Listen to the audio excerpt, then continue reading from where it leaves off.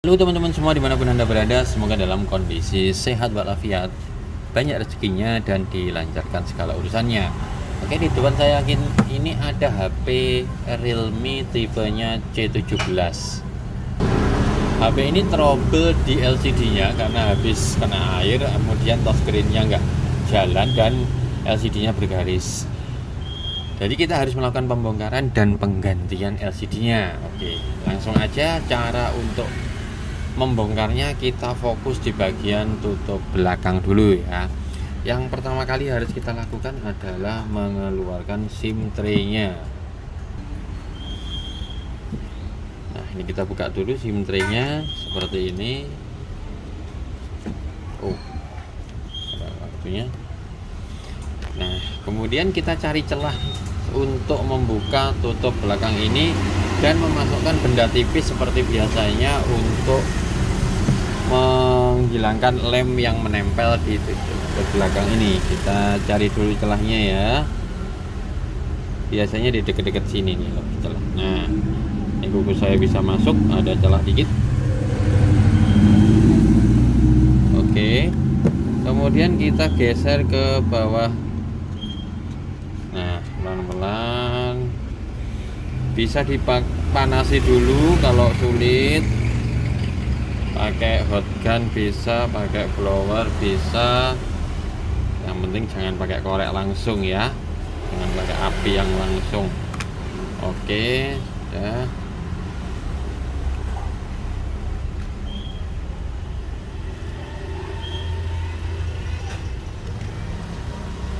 Ya, sampai semua terbuka dan kita buka tutup belakangnya. Oke. Lalu kita buka baut-bautnya ya. Bautnya ini saya percepat aja pelepasan bautnya saya percepat ya. Nah, ini baut-bautnya sudah saya lepas semua. Nah, ini sudah semuanya terlepas. Kemudian kita buka cangkang belakangnya ini. Untuk membuka cangkang belakangnya seperti biasa kita melewati SIM tray yang sudah terbuka ini nah seperti ini. Nah, kita geser sehingga kunciannya ini lepas semua ya.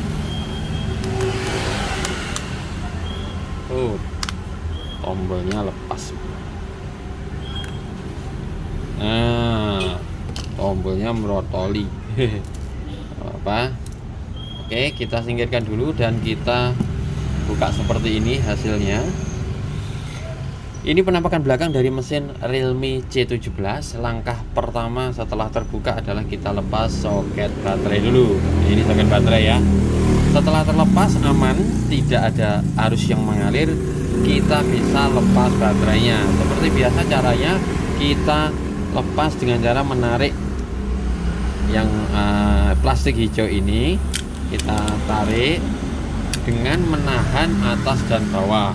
Kita tahan mesin atas, kemudian bawah kita tahan. Ini soket sudah harus terbuka loh ya, jangan sampai lupa ini ya. Nanti kalau lupa ketarik malah putus. Nah, ini kemudian kita tahan atas, kita tahan bawah, dan kita tarik pelan-pelan baterainya ini.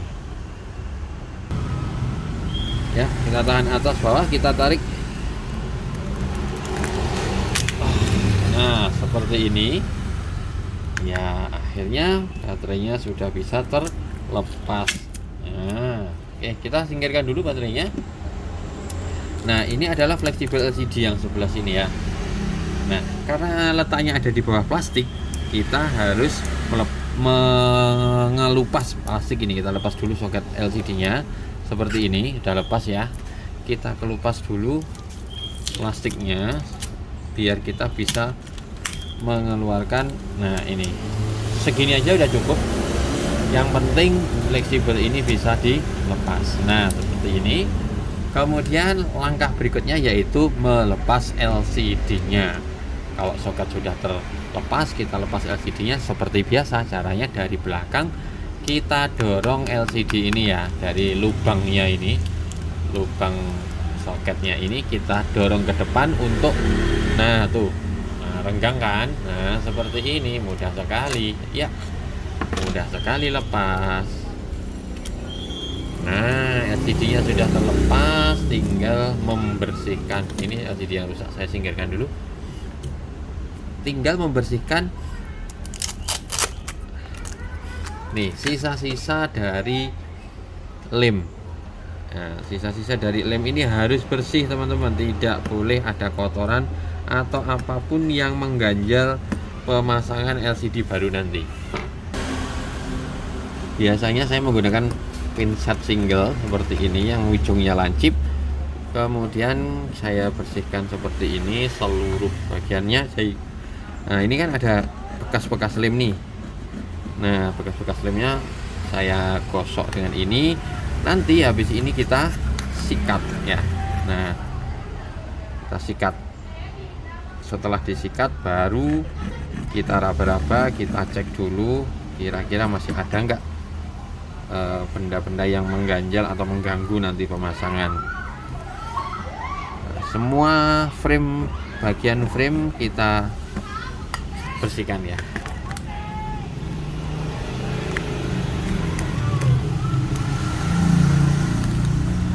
Semua bagian frame, terutama bekas lem. Oke, seperti ini. Untuk pembersihannya ini saya percepat aja teman-teman, karena agak sedikit lama. Nanti kita sikat dulu juga ya, kita sikat jadi debu-debu juga nggak ada, kotoran apapun juga hilang. Nah, ini bekas-bekas lem kayak gini hilang semua. Oke, saya percepat ya.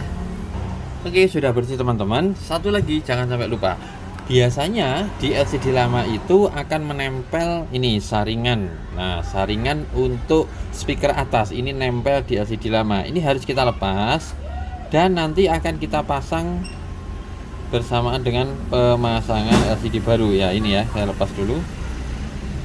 Nah, soalnya biasanya ini lengket di LCD lama. Nah, ya, bendanya kecil seperti ini, tapi kalau tidak dipasang nanti bisa membuat speakernya kotor. Nah, saya pasang dulu. Nah, ini letaknya di sini ya. Nah, letaknya di sini. Ya, seperti itu. Kalau ini tidak dipasang nanti kelihatan berlubang dan debunya cepat masuk untuk mengotori kamera depan, mengotori speaker seperti itu. Oke, karena ini sudah terpasang dan sudah bersih, kita siapkan LCD barunya. Saya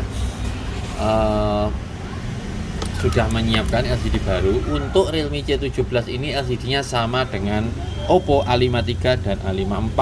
Jadi seandainya nanti teman-teman nyari LCD Realme C17 kok tidak ada, mungkin tokonya kurang tahu atau gimana, seperti saya ini yang saya alami, cari LCD Realme 17 katanya nggak ada. Begitu saya tanya LCD Realme Oppo A53 ada. Nah, makanya mereka mungkin ada pegawai baru atau gimana, nggak tahu.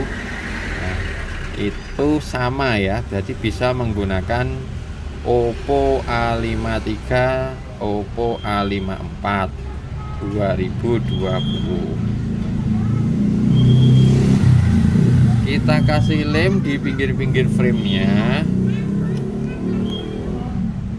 Lemnya jangan terlalu banyak tapi juga tidak terlalu sedikit ya. Nah, kalau saya tidak terlalu ke atas yang ngasih lemnya, karena nanti setelah LCD ini dipasang dan tertekan oleh LCD, nanti lem ini akan menyebar sendiri ya sampai ke atas dan ke samping.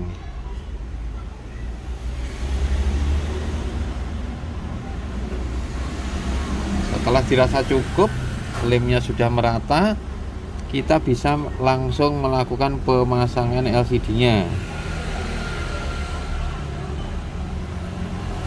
Oke, jangan terlalu banyak tapi juga tidak terlalu sedikit ya. Saya tutup dulu lemnya biar tidak kering. Oke, jika sudah, kita pasang LCD yang baru ini. Caranya yang pertama tadi, plastiknya ini kita buka dulu ya, biar lubangnya tempat fleksibelnya masuk. Nah, ini bisa kelihatan. Kemudian kita masukkan fleksibelnya ini ke lubangnya seperti ini. Kita bersihkan dulu ya, tadi LCD-nya sudah saya bersihkan, segel-segelnya juga sudah saya hilangkan, dan kemudian kita pasangkan di frame-nya dengan presisi. Tidak usah terburu-buru, karena lem ini tidak langsung kering teman-teman, jadi bisa digeser-geser. Nah seperti ini, LCD-nya sudah duduk di tempatnya, atas, bawah, samping, pojok kanan, pojok kiri sudah duduk di tempatnya. Kita pegangin sebentar seperti ini. Jika sudah, kita bisa kasih karet, tidak usah keburu-buru ya. Kita kembalikan dulu lemnya seperti plastiknya. Kalau saya biasanya baterai langsung saya pasang kembali ke tempatnya, tidak usah terburu-buru. Lemnya tidak langsung kering teman-teman.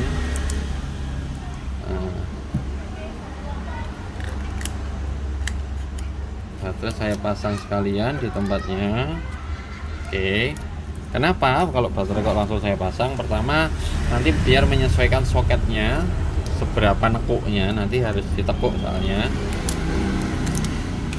Saya kasih karet dulu di baterainya sama di bagian bawah biar tidak bergeser.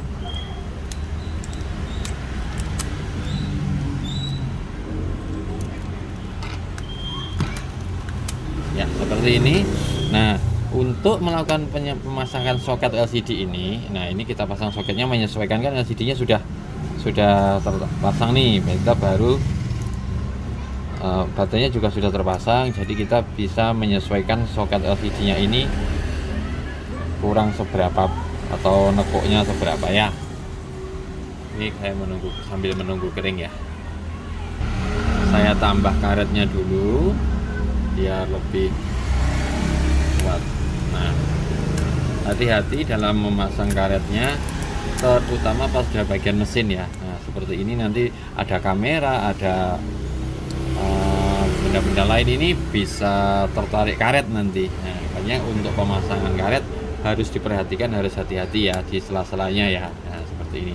Ini saya masang di sela-sela kamera. Nah, udah seperti ini, tidak usah terlalu kencang, yang penting diperhatikan karetnya jangan sampai merusak komponennya. Oke. Nah, seperti ini teman-teman. Kita tunggu dulu sampai kering. Perkiraan sekitar 1 jam. Lebih baik. Nah, kalau sudah nanti kita tinggal mengembalikan perangkat-perangkatnya tadi. Perangkat-perangkatnya tadi, tutupnya, cangkangnya kita baut, kemudian tutupnya kita lem dan kita pasang kembali. Oke, sudah cukup ya. Kalau untuk masalah mengembalikannya tidak perlu saya teruskan videonya, pasti sudah bisa. Oke. Saya cukupkan video saya kali ini. Wassalamualaikum warahmatullahi wabarakatuh.